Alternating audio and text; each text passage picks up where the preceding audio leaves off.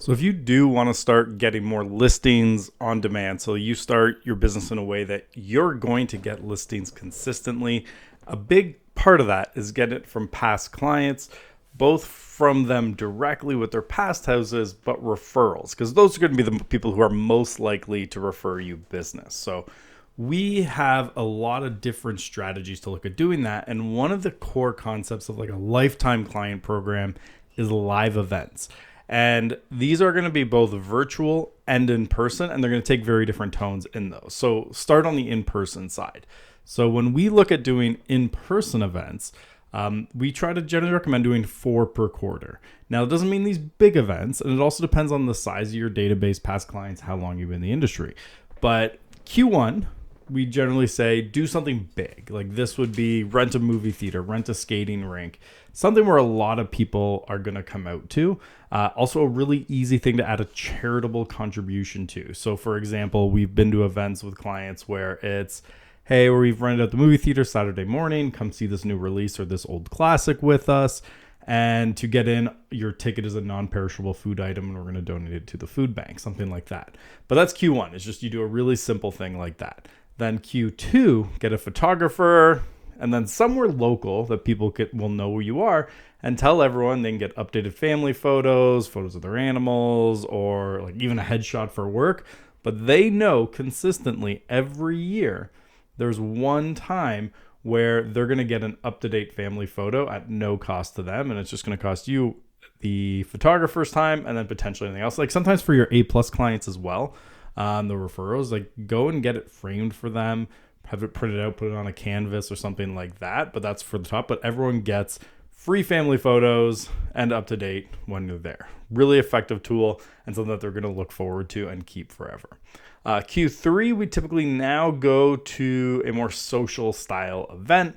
So I'm a big fan here of like pick a brewery or a restaurant or an art gallery, depends on your audience. And say you're either going to provide the first round of drinks or you're going to provide the apps, but just get people out and socializing. Get them kind of creating a sense of community and getting to know each other within your past clients, and then have them getting to know each other. That'll keep them more loyal, keep them, like if you can create friendships among your past clients, then they're really never going to go. So a really effective one. Then Q4, we go back to the photo idea, but this is often holiday themed. So like, for example, really easy one, rent a Santa Claus, rent the photographer again, do a little setup, and then they can get Santa photos, right? But this again depends on your audience, who they are. But we like to do something more holiday themed at this time. It's a little bit fun. Again, good time to do a charity type event. But that's how we kind of look at it. Big Q1, little Q2, Q4, and then kind of an in-between in Q3.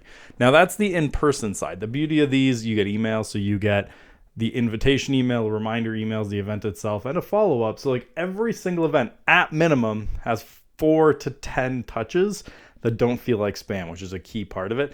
That's providing value to them. Like when I sold my Q4 event, it wasn't actually like a Santa Claus thing. It was, we called it Light Up Aurora, and it was a Christmas light competition. And we invite people to even drive around and see them, enter their houses. We had local businesses to donate prizes. And we got to communicate a lot about that, staying top of mind. And we got listings directly from this idea of people loved what we were doing with the community. So that's kind of that in-person side of things. Now, where a lot of people don't do in the industry, which needs more of, is think about how can you do virtual events for your community. And this is a really simple one. And there's a win-win here with other local business owners. So like I'm a big proponent of like interviewing local businesses and creating a show out of it. But here's a way to take that up a notch. What if instead, and you can do this monthly or quarterly, again, depends on your database, how often they want it, you can test it out.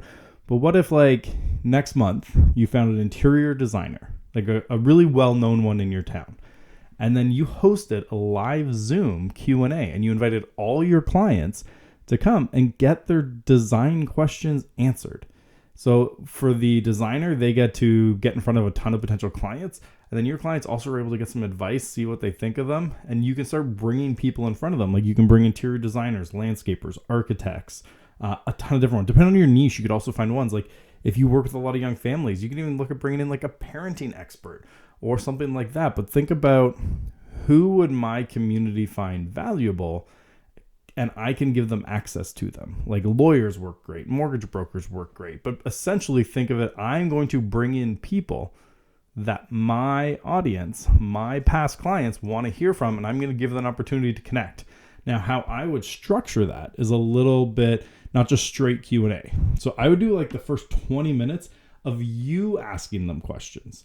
So, and you can have clients who can't make it live submit questions ahead of time. And the idea of this 20 minutes is this is stuff you're filming for social. This is stuff you can put out on your channel. This is stuff you can start getting out there in front of people. Now, the back 40 minutes is questions that they can ask live, because some people want to ask questions, but they don't want to end up on your YouTube channel. They don't want to end up publicly. So how I structure is say, hey, I'm going to ask questions for about 20 minutes.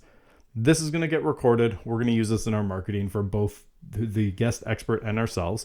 You guys can both use it. Then the back 40 is going to go private, and you can ask any questions you want. And that gets really effective because it gives people more of a safe place to ask those questions that aren't going to end up public. So that's how I structure it. So you have the in-person events, 1 per quarter, and then you do virtual events as well. You have to test with your audience and what you're willing to commit to from a virtual standpoint. I would do it monthly, because even if people don't show up, you get that video, right? You get that ability to get people in front, and you can bring people back. So it doesn't have to be like I have to find 12 new people a year. It could be I'm going to do 12 people this year, and then I'm just going to repeat them again next year because new people might want to come see, and then bring in the odd one. But monthly is great because it gives you content for your social, content for your email, and then you also get a huge lift for your clients as well. So when you're doing events and you want to get more listings, more referrals, look at how you can incorporate these types of events with your clients. They're all value first. And then as part of that, you'll end up growing your business. And if you have any more questions about how to grow your business, just comment, subscribe, and we're going to be putting out more videos like this. Thanks for tuning in, and I hope you have a great day.